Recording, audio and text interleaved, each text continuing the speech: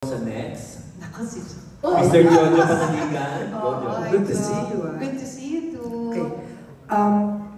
Ang biggest hits mo, Vina, ay mababagal na kanta. Muli, alam mo ba, pangako sa'yo. But then, sing and dance, yun talagang forte mo eh.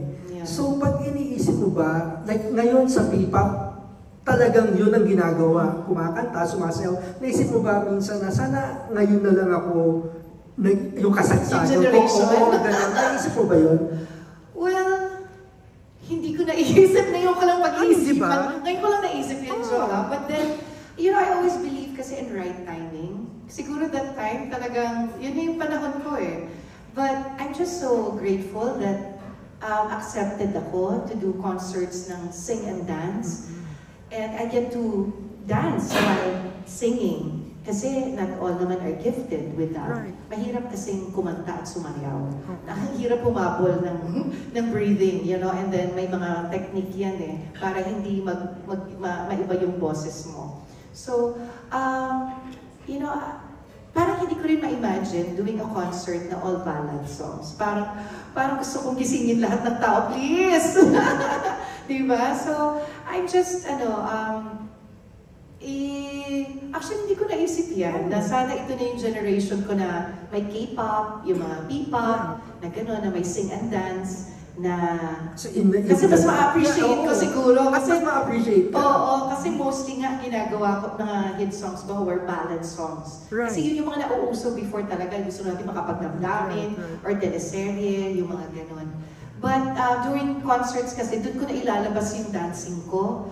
Kaya siguro, I get to entertain people. Kaya nga the first time nakita kitang sumayaw and kumanta, sabi ko, oh my God, ang galing pala ni Vina, hindi hinihingal. Kasi I've always known you for your slow songs. Yeah. Pero yun pala. Anyway, okay. Nabibigyan lang ako ng opportunity kapag sumasayaw sa ASAP, sing and dance. Oo. Okay. Sa P-pop, ang lagi nilang pinagmamalaki, iba yung training nila. Yeah. Years kami nag-train, nakakulong kami sa isang bahay. Pero sa generation naman natin, ano naman ang training natin na wala sila at na may pagmamalaki natin? Iba kasi yung setup before at setup ngayon ng kung paano mo how to become a better singer or a better performer. Ngayon kasi ang daming nagtitrain sa'yo. Buong production na yan, tinitrain ka na, parang hinahasa ka na to do a concert talaga. A lot of rehearsals. I mean, we did that before. Sa amin kasi sa experience ko, that's entertainment. Diba?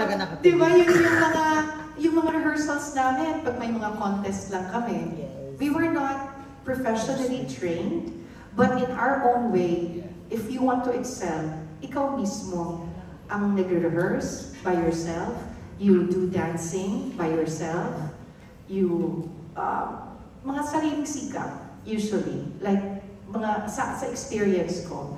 And of course with the help of other people, no, you get trained sa mga group of dancers, or you do a voice lesson, pero hindi siya in one production na you will be stuck in a house for like a year or more to be trained.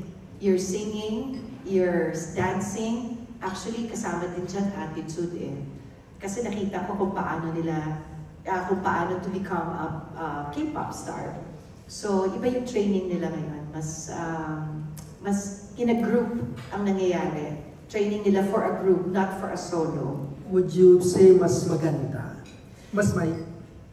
Siguro I would say, mas nag-improve yung training facilities and training. Certain nila. Oo. It became a better world for artists actually. Mas madali na mag-excel ka sa ginagawa mo dahil maraming tumutulong sa'yo at nag-guide sa'yo during rehearsals. Okay. To my question, Vince. May advice ka ba sa mga sing and dance acts? Like, syempre ngayon hindi pa nila iniisip yan, pero lahat naman tatanda, no? Oo naman. At yun ang disadvantage. Yun naman ang disadvantage Kasi pag sayaw, may kinalaman sa physical eh. Yeah. Maapektuhan. So may advice ka ba sa mga sing and dance acts ngayon na, oy, that's not forever?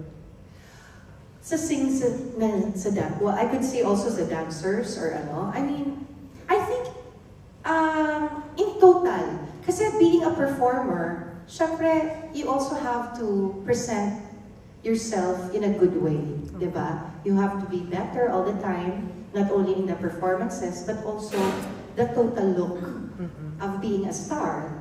So, but you know, totoo yan. Kung medyo, you also have to be mindful of your look when it comes to weight. Kasi syempre, mahirapan ka rin sumayaw if medyo mabigat yung katawan. So, I think there you have to take care of that. And at the same time, practice, I guess, makes almost perfect.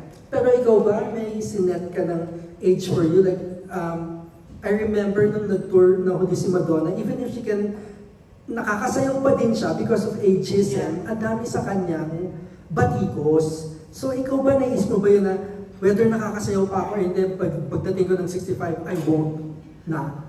Honestly, Jo, before kasi when I was younger, I planned things ahead of me. May mga goal ako na, which is good ha. Tama naman eh. Diba? Dapat may goal ka sa buhay mo. Meron para just to inspire you to get to that, to reach that goal. Ngayon kasi, parang I've done so much.